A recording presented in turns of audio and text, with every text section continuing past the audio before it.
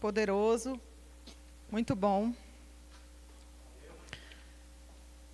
Hoje é culto de ensino. Amém? Gláucia, que maravilha ter você aqui. Te amo, nós te amamos. Nós te amamos. Aleluia. Hoje eu estou sem salto, parece que o púlpito está mais alto. E está mesmo, né? É isso aí. Então, vamos lá.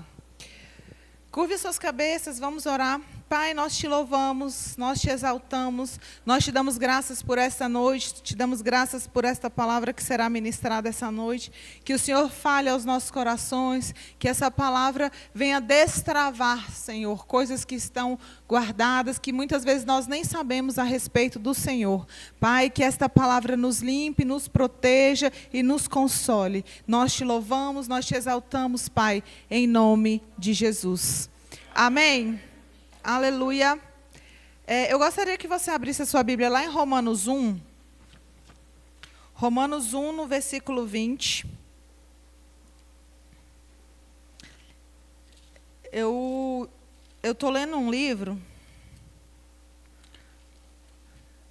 Eu leio 2, 3 livros, tudo junto, né? E aí, esse livro que eu estou lendo,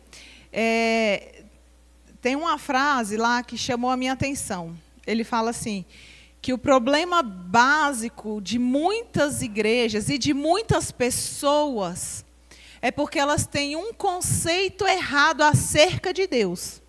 Então, se eu acredito que Deus mata, então, quando eu vivencio alguma morte, eu fico tranquila, porque eu sei que Deus matou. Deus deu, Deus tirou. Louvado seja o nome do Senhor.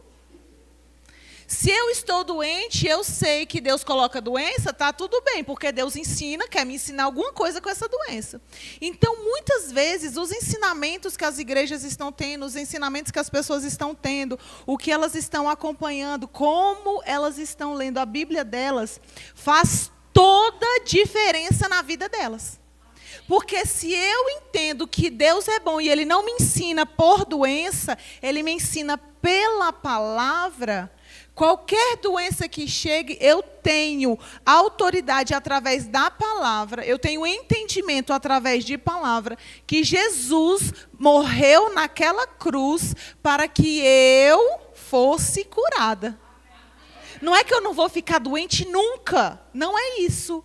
Mas eu tenho autoridade através do conhecimento que eu tenho da palavra, que eu tenho acesso àquilo.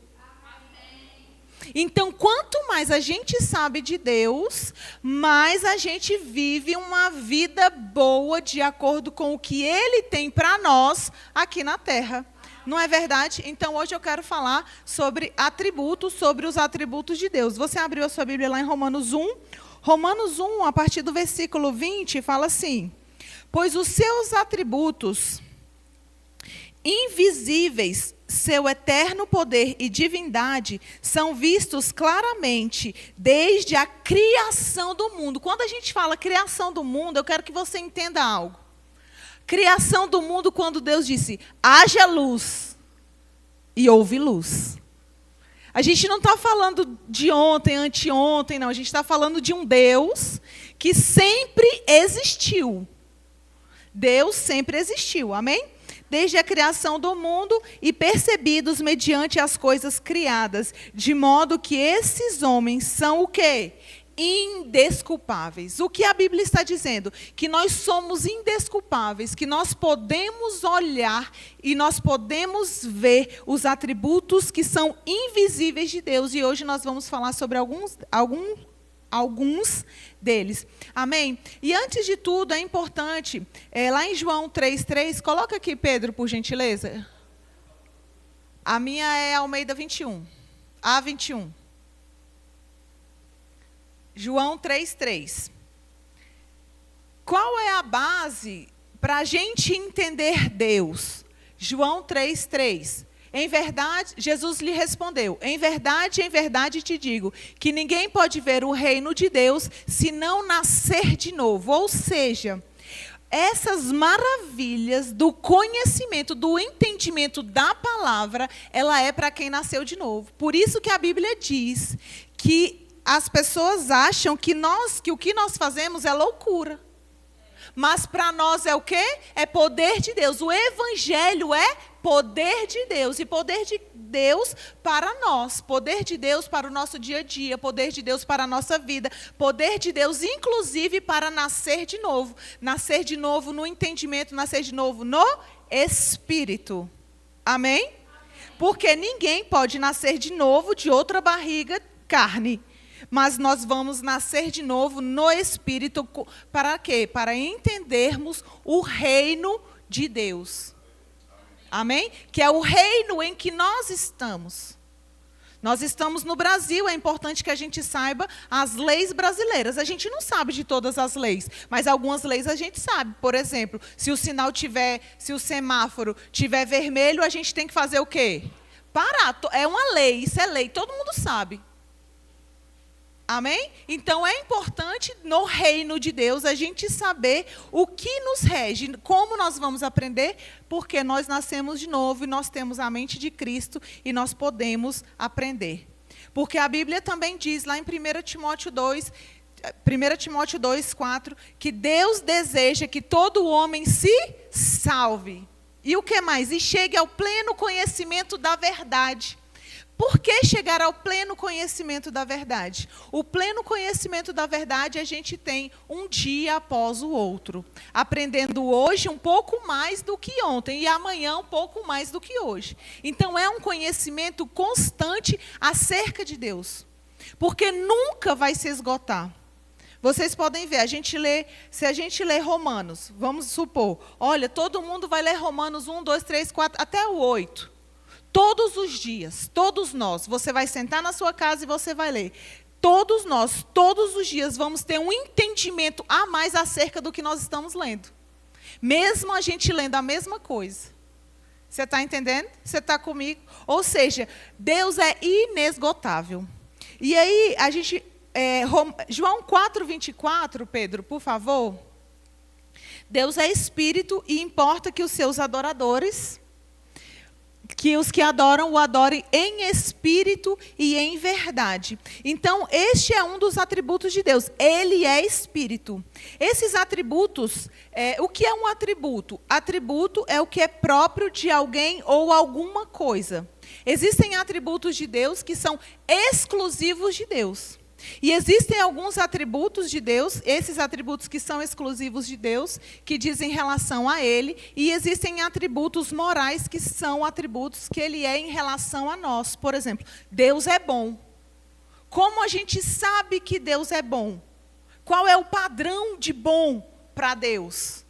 Então, isso é algo em relação a nós. Deus é bom para nós. Então, quando a gente entende que Deus é espírito, que Deus é pessoal, que Ele tem uma personalidade, a gente consegue falar de Deus, a gente consegue falar que este Deus é o único Deus, é o Deus verdadeiro, o Deus que criou os céus e terra. Ele não é o Deus Thor, o Deus trovão, o Deus da tempestade, do mar. Ele é o Deus que abriu o mar vermelho para o povo dele passar. Mas as pessoas criaram deuses. As pessoas criaram deuses, nós vamos até ler sobre isso. As pessoas criaram deuses para quê? Porque dentro de todos nós, dentro de todo ser humano, existe um lugar que somente o Deus verdadeiro que preenche. Por isso que todas as pessoas, elas precisam ter comunhão com alguma coisa. Então, elas vão em algum lugar, chega ali, ela se sente confortável e ela acha que aquele lugar é o lugar verdadeiro, onde tem um Deus verdadeiro. Mas a gente sabe que o nosso Deus, o Deus que a gente serve, que é o Deus da nossa Bíblia, o Deus que se revela a nós através de Jesus, é o único Deus verdadeiro. Mesmo que haja outros nomes, outros deuses. O Deus Sol, o Deus Lua, o Deus isso, o Deus aquilo. A gente vai, por exemplo, na Índia e alguns outros países, lá tem milhares de deuses. mas não significa que eles são o Deus verdadeiro. O nosso Deus. Por isso que é importante a gente saber e a gente conhecer sobre Ele. Porque quanto mais a gente conhece sobre Ele, mais fica fácil a gente rejeitar o que é falso. Sabe, falando sobre isso, sobre o que é falso, sobre o que é real. Existem pessoas que trabalham no Banco Central, que elas são especialistas em notas, em cédula, em moedas. E elas estudam a cédula e a nota verdadeira. Elas não ficam estudando as falsificações. Porque quando chega qualquer falsificação, ela já conhece. Porque ela está tão impregnada da nota verdadeira, que o que é falso ela já detecta. Então, ela não estuda o que é falso, ela estuda o que é verdadeiro. Então, nós precisamos entender que podemos, precisamos, devemos estudar a palavra, porque qualquer coisa que venha como falso, nós iremos detectar, porque nós estamos cheios da verdade. Amém? Abra sua Bíblia, lá em 1 Reis 8, 27. Existem alguns atributos que são os atributos que eu vou falar hoje, que são os atributos que são exclusivos de Deus. Amém? 1 Reis 8, 27 fala o seguinte. Vou falar sobre um atributo que é infinito. Deus é infinito. Amém? Fala comigo. Deus é infinito. Deus é infinito em relação ao espaço. Deus é infinito em relação à eternidade. Eu gosto de brincar, talvez você já ouviu eu falando isso, que lá em Gênesis 1:0 está escrito, Deus sempre existiu. Então, antes de Gênesis 1:1, existe Gênesis 1:0. Deus sempre existiu. E aí a gente vê aqui em 1 Reis 8, 27, mas na verdade habitaria Deus na terra, o céu e até o céu dos céus não te podem conter, muito menos este templo que edifiquei. E o que a gente consegue ver aqui? Que Deus, Ele sempre quis se relacionar com o homem. Quando Deus criou o homem, foi para se relacionar com ele. Ele criou o homem à sua imagem e à sua semelhança. E ele queria se relacionar com esse homem. Ele sempre quis se relacionar com esse homem. Então, quando ele cria o homem para se relacionar com ele, e o homem desobedece, e o homem sai da presença diária do Senhor, e é interessante quando a gente lê lá em Gênesis, que o homem se afastou da presença de Deus, mas Deus não se afastou do homem, porque no horário combinado, Deus chegou lá e falou assim, Adão, onde é que você está, que não está no lugar que você deveria estar? Quando, na verdade, Deus falou, Adão, onde estás? Amém? Então, Deus sempre se apresentou ao homem. Deus sempre quis estar com o homem. Mas a gente vê, Deus é tão infinito, Deus é tão grande, Deus é tão grande. Deus conhece, quando a gente pensa em infinito, infinitude, Deus conhece todo o passado, todo o presente e todo o futuro. Ele sabe exatamente onde você precisa estar. Para quê? Para você se conectar com aquilo que é para você. Sabe, quando Deus falou com Abraão, para ele sacrificar o filho dele, o único filho dele, Isaque, o filho da promessa dele.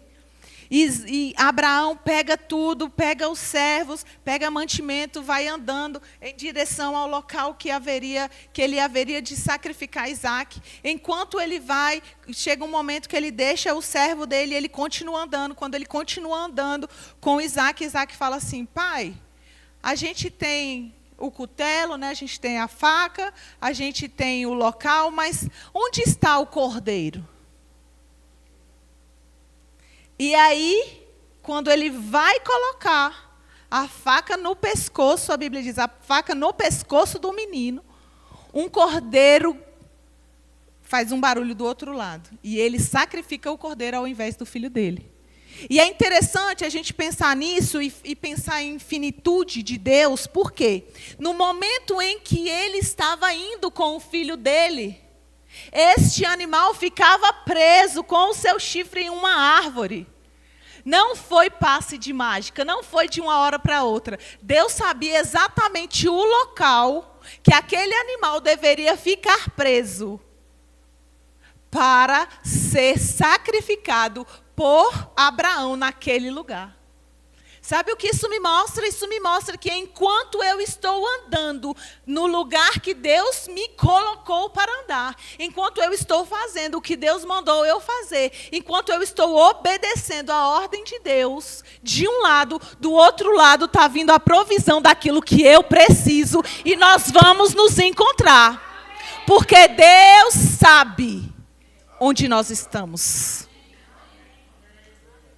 E sabe quando a gente pensa em finitude de Deus também?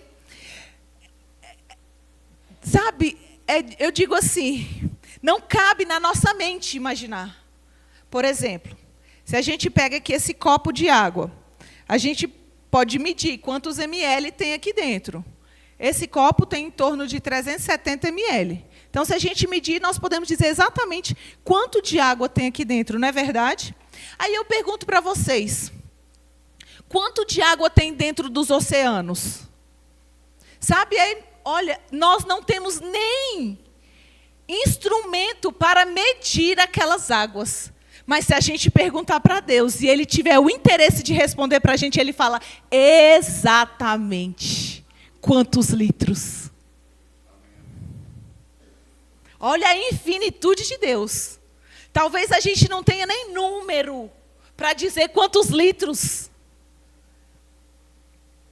de água que tem dentro do oceano. Sabe, quando Deus fala, olha, quando Deus fala para Abraão, veja a areia do mar, se é que pode contá-la, mas Deus pode contar. Se a gente perguntar a Deus, quantas areias, quantos grãos de areia existem na face da terra, juntando todos os continentes, Ele vai dizer, porque Ele sabe disso. Mas nós não temos nem instrumento para medir.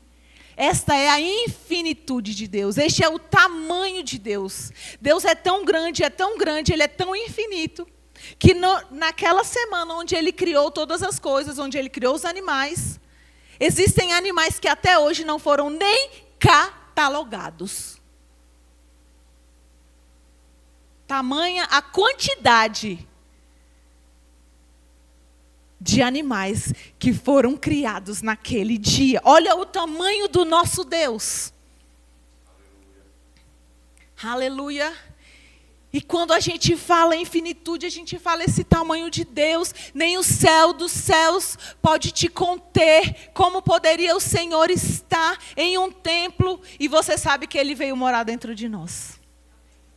Ele escolheu estar em nós. Ele nos ama.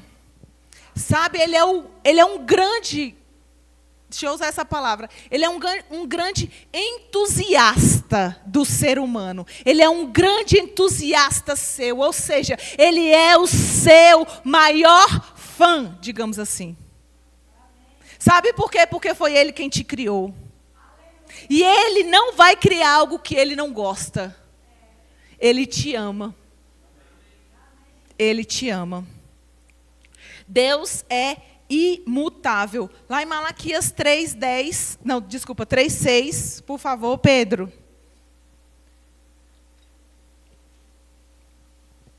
Malaquias 3:6. Antes de Malaquias 3:6 ali, Deus vem falando ao povo, Deus vem falando várias coisas que eles estão fazendo errado, e Deus chama a atenção daquele povo. Ali Deus está falando exatamente daquele povo, está se relacionando com pessoas que são de outra descendência. Ou seja, Deus não queria que eles se misturassem. É como se hoje em dia a gente falasse assim, Deus falou que brasileiro só casa com brasileiro, brasileiro não pode casar com um indiano, com um americano. Então, isso havia naquele tempo. Deus queria que aquela nação fosse santa, a nação de Israel fosse pura. E aí Deus vem falando várias coisas, mas aí Ele fala assim, pois eu, o Senhor, não mudo. Ele não muda o que ele falou ao seu respeito. E ele diz: eu, o Senhor, não mudo. Por isso vós, ó filhos de Jacó, não sois destruídos. Sabe por que o homem não é destruído? Porque Deus não muda. Deus não muda, por isso nós não somos destruídos. Ah, mas então a gente pode viver de qualquer jeito? Não podemos viver de qualquer jeito. Justamente porque Deus não muda, nós precisamos reverenciá-lo. E a gente consegue ver Tiago 1,17 também, por favor, Pedro. Tiago 1,17. Toda boa dádiva e todo dom perfeito vem do alto e descem do Pai das luzes, em quem não há mudança nem sombra de variação. Então, quando a gente pensa que toda boa dádiva, todo dom perfeito, ele vem de Deus, o dom que tem na sua vida, ele veio de Deus. Ah, mas existe um bandido, ele é tão inteligente. O dom veio de Deus, ele que está usando de forma errada. Então, o dom que existe em você, ele veio de Deus. Então, o Deus que não muda, que não vai revogar, que não vai tirar o dom que ele deu para você. Eu quero te dizer, querido, use o que Deus te deu, porque ele te ama e ele é infinito. Aleluia. Deus não pode. Nós vamos ver aqui o que Deus não pode. Quando a gente vê o que Deus não pode mudar. Deus não pode mentir. Deus não pode negar a si mesmo. Deus não pode fazer o mal. E Deus não faz a acepção de pessoas. Se você estiver anotando, eu tenho as referências aqui, depois eu passo para você. Mas quando a gente vê que Deus não pode mudar, isso é segurança para nós. Que Deus não pode mentir, isso é segurança para nós. Que Deus não vai negar a si mesmo, isso é segurança para nós. Imagina a gente ver pessoas falando assim: não, eu não fiz isso não. Eu nunca estive nesse lugar, mas ela está mentindo, ela esteve naquele lugar. Então Deus não pode negar a si mesmo, Deus não pode dizer: não fui eu que fiz isso daí não. Não, eu não sou assim não. Quando Deus é bom e toda boa dádiva vem do Senhor, Ele não muda. Deus não pode fazer o mal. Tiago 1,13, por favor. Tiago 1,13. Quando tentado, ninguém deve dizer: sou tentado por Deus, pois Deus não pode ser tentado pelo mal e a ninguém tenta. Quando a gente vê aqui, sou tentado por Deus, muitas vezes as pessoas acham que elas estão sendo tentadas por Deus. Você já ouviu isso? Sabe, então, se a gente pensa assim: poxa, eu estou sendo tentada por Deus? Que Deus é esse que me tenta?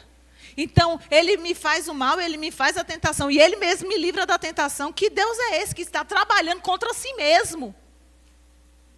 Deus não trabalha contra si mesmo. Então, quando a gente entende que Deus, Ele não está nos tentando, entenda o que é uma tentação. E saiba que tentação não é pecado. O que é pecado? Cair em tentação. Por quê? O que é a tentação? Pecado é pecado. Pecado é pecado para mim, é pecado para você. Adulterar é pecado, é errado para mim, é errado para você. Mentir é errado para mim, é errado para você. Mas tentação, muitas vezes, o que é tentação para um não é tentação para o outro. Por exemplo, um exemplo que eu falo muito. Você ali abriu o seu computador, veio um vírus e apareceu um site pornográfico. Para mim, não é tentação. Eu fecho e vou embora, vou fazer o que eu preciso ali no computador. Agora, tem gente que se abre aquele site pornográfico, fica assim, se coçando. Quando vê, passou 2 horas naquele lugar. Caiu em tentação. Ou seja, o que é tentação para um não é tentação para outro. Tem gente que, se colocar um banquete cheio de doce na frente, vai comer tudo. Tem gente que vai olhar e vai falar: tira esse negócio daqui, porque isso para mim não... Ou seja, tentação não é pecado. Pecado é cair em tentação. E eu vou te dizer, quem te tenta? Satanás te tenta. Porque ele te tenta na sua fraqueza. Como eu falei, a questão do doce. A pessoa já está com as taxas todas alteradas, pré-diabético ou diabético, aí vem um monte de doce na frente dela. E aí ela fica, ai, é Deus que está me tentando, Deus está me testando. Não, gente, não é Deus que está te testando. É carne pura, irmão. Vocês ainda me amam? Amém. A mãozinha. Vocês ainda me amam? Ou seja, tentação não é pecado. Pecado é cair em tentação.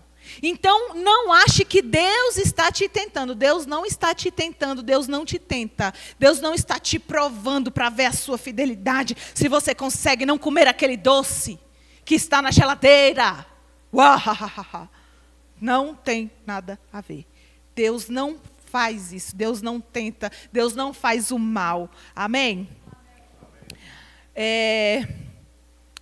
Os atributos ativos de Deus, que dizem respeito ao seu caráter, à sua natureza e aos seus atributos, né? Que é a onipotência, a onisciência, a onipresença, a soberania e a sabedoria de Deus. A onipotência de Deus tem todo o poder. O que é uma onipotência? É aquele que detém todo o poder. Quando a gente vê, quando Deus falou, haja luz e houve luz, haja separação entre terra seca e água, entre águas e águas, e porção seca, o que Deus estava falando? Ele tem o poder para fazer isso. Em Deus há todo o poder para fazer isso. Mas Deus, mesmo Ele sendo onipotente, Ele não quebra princípios. Ele não quebra os princípios que Ele mesmo estabeleceu, como, por exemplo, tentar, fazer o mal, mentir. Ele não quebra nenhum princípio. Ele não quebra nenhum princípio físico, por exemplo. Não, agora, a partir de agora, Deus vai fazer os homens engravidarem. Por quê? Porque foi um princípio estabelecido por Deus, que o corpo da mulher, que o útero que só a mulher tem, só a mulher engravide.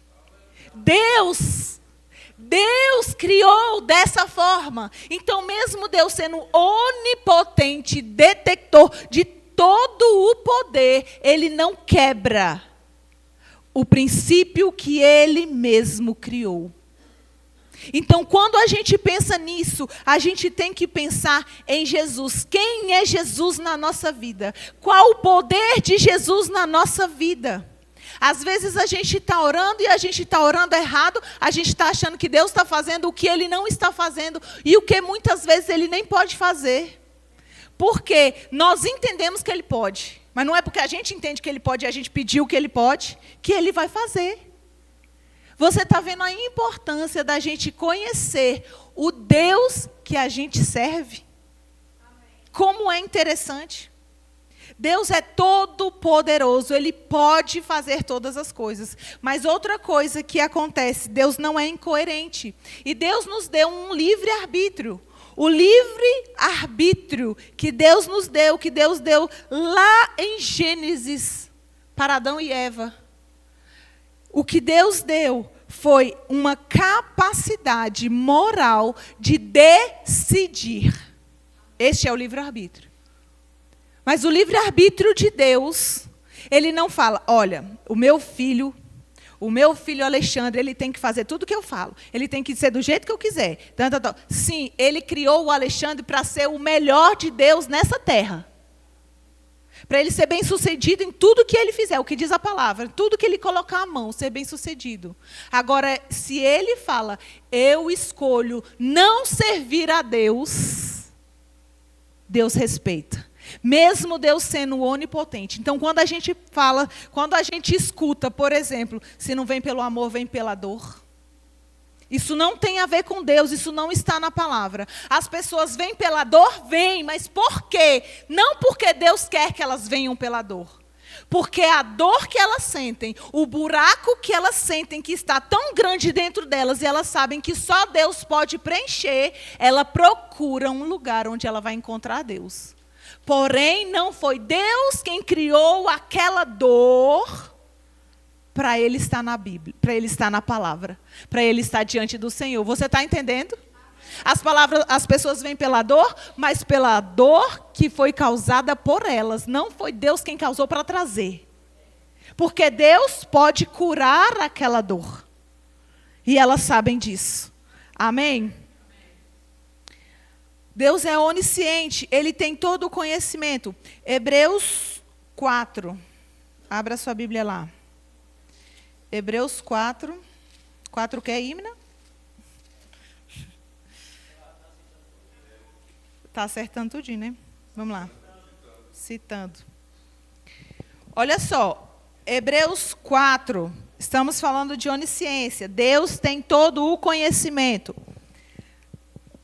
4, a partir do 12. Porque a palavra de Deus é viva e eficaz, mais cortante que qualquer espada de 2 gumes. Penetra até o ponto de dividir alma e espírito, juntas e medulas, e é capaz de perceber os pensamentos e intenções do coração.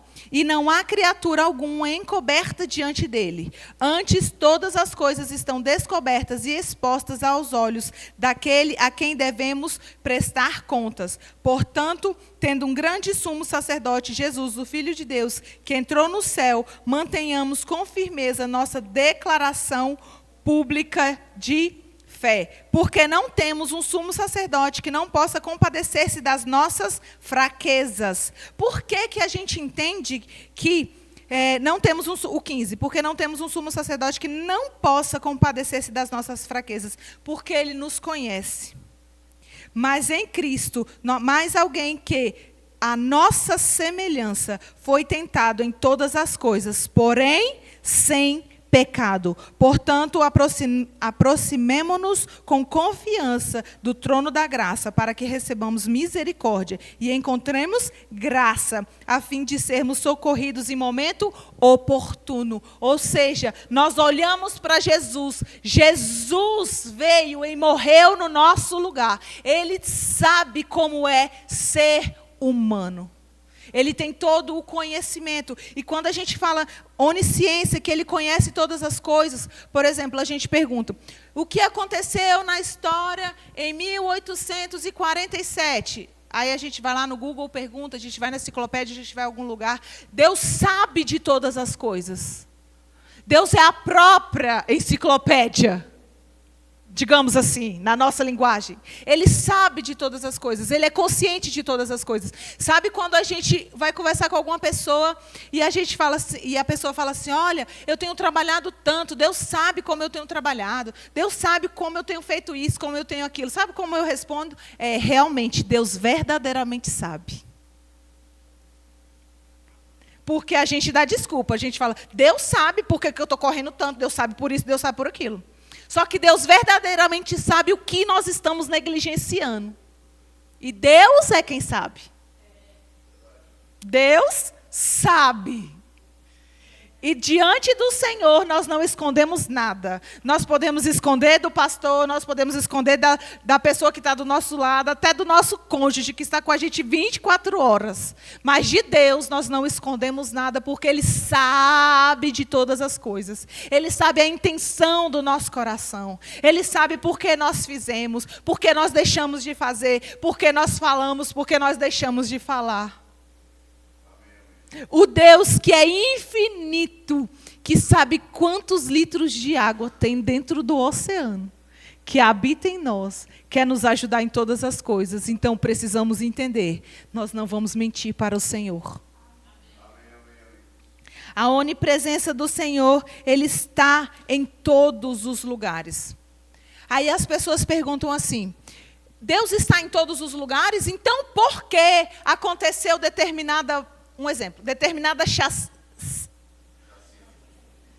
assassinato de crianças em determinado lugar? Porque vocês assistiram Sound of Freedom, aquele filme, Som da Liberdade? Assistam. Então, assim, fecha parênteses. Por que coisas ruins acontecem? A gente pode pegar como base também ali Tiago 4, quando fala, porque acontecem tantas guerras? Por causa dos prazeres que militam na vossa carne.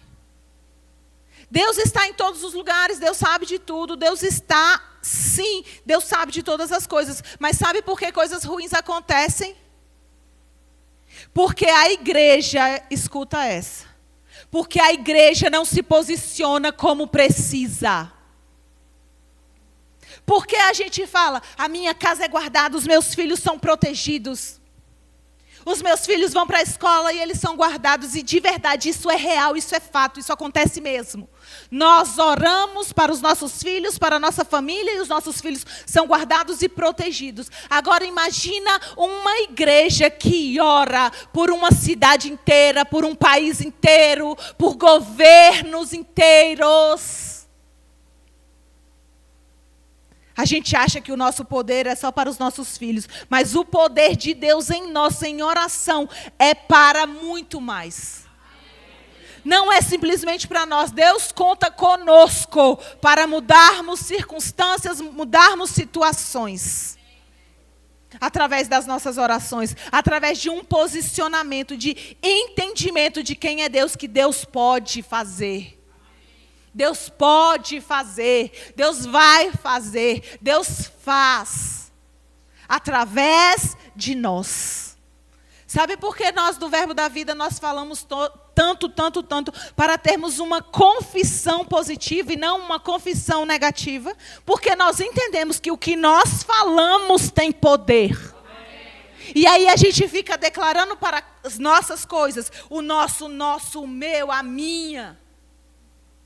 E a gente muitas vezes esquece de orar, Senhor, por essa cidade, Senhor, por esta nação, por este governo, por esses governantes, por este tempo. O Deus que é tão grande, que habita em nós, Ele conta conosco. Entenda, Ele não precisa de nós. Eu não gosto de falar que Deus precisa de nós, porque quando a gente fala que Deus precisa de nós, nós estamos dizendo que Deus precisa de alguma coisa, e Deus é autossuficiente. Ele não precisa, mas sabe, Ele conta conosco. É diferente. É tão bom saber que Deus conta comigo e eu me disponibilizo para fazer uma oração, uma intercessão, ir a alguém, dar um abraço em alguém, compartilhar algo, ouvir algo de alguém, ministrar uma palavra como essa que o Senhor tem ardido no meu coração, porque o Senhor conta comigo e eu estou disponível. Eis-me aqui, Senhor. A soberania de Deus. Deus tem toda a autoridade, Ele tem todo o governo. Entenda que a autoridade é diferente de poder. O que é uma autoridade? Vamos lá. Deus tem toda a autoridade. Quando Adão, Deus criou todas as coisas e deu o domínio de todas as coisas para Adão. Deus criou todas as coisas, deu o domínio para Adão. Adão perdeu o domínio da terra, amém? Mas Deus não perdeu a autoridade.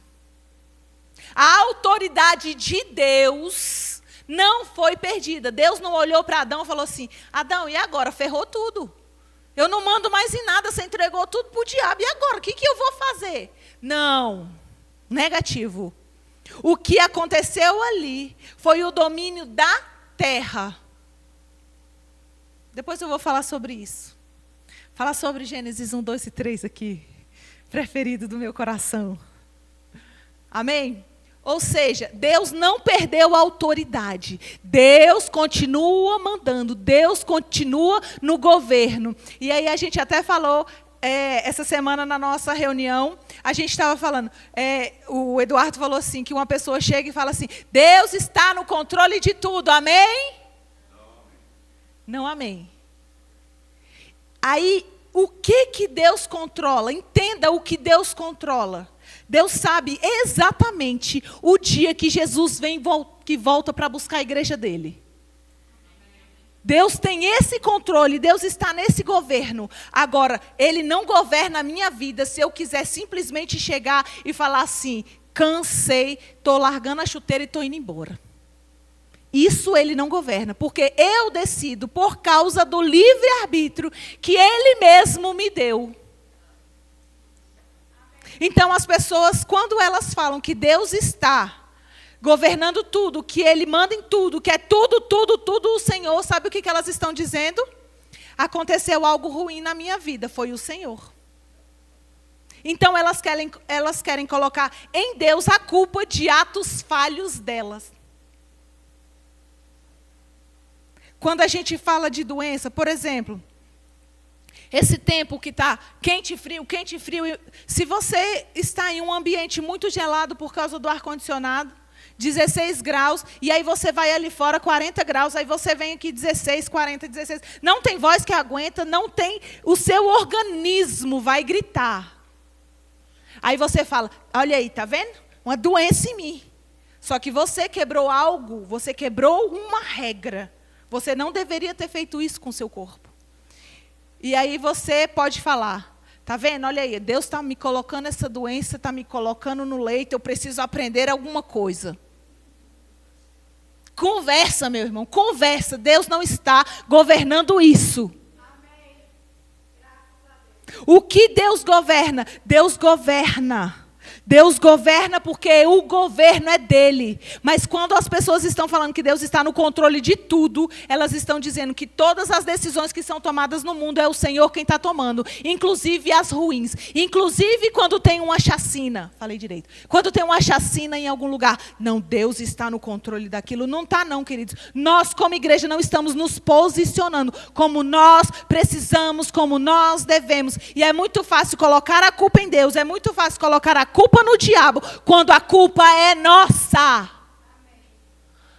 3 coisas que precisamos saber: quem é o diabo, quem é Deus e quem somos nós. Porque se alguma coisa aconteceu, ou eu quebrei alguma lei, ou Satanás está querendo atingir a minha vida, ou é o Senhor me abençoando. Não é o Senhor colocando doença ou maldição na minha vida para que eu aprenda alguma coisa.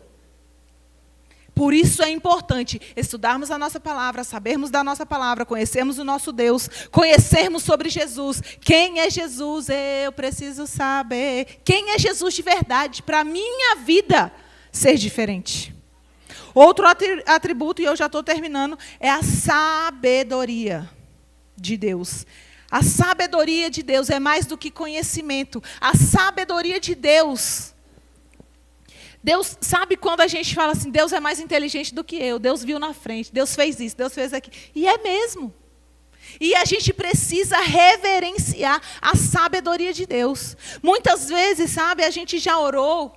Você que tem alguns anos de crente, quantas vezes você orou lá atrás por alguma coisa que se tivesse acontecido lá atrás, a sua vida hoje estaria muito ruim. Só que Deus sabe que você não precisava daquilo naquele momento. Mas Ele sabe do que você precisa hoje. Lembra quando nós falamos sobre a infinitude de Deus? Enquanto você está indo, você está fazendo a vontade de Deus. Você está andando naquilo que Deus falou. Você está no caminho que Deus te colocou para fazer. Quando você está sendo fiel, onde Deus falou com você, o suprimento do Senhor está vindo em sua direção. Porque Deus é soberano, Deus sabe de todas as coisas, Deus é um Deus do infinito, Deus é um Deus que nos guarda, que nos protege, que nos guia, um Deus que criou todas as coisas, que sabe de todas as coisas e que mora em nós. Para quê? Para nos guiar em toda a verdade. Porque Ele não quer que a gente se perca. Mas eu decido diariamente, você decide diariamente ser guiado pelo Senhor. Aleluia. Aleluia. Esses são alguns atributos de Deus que eu queria passar para vocês hoje. Sabe, existem também alguns atributos morais, não vou falar sobre eles hoje, mas são atributos morais que são em relação a nós. Por exemplo, Deus é santo, Deus é justo, Deus é amor, Deus é bom, Deus é misericordioso, Deus é verdadeiro, Deus é fiel, Deus é vida, Deus é luz, Deus é fogo e Deus é galardoador. Isso em relação a nós. Aleluia. Você pode ficar em pé? Você aprendeu alguma coisa hoje?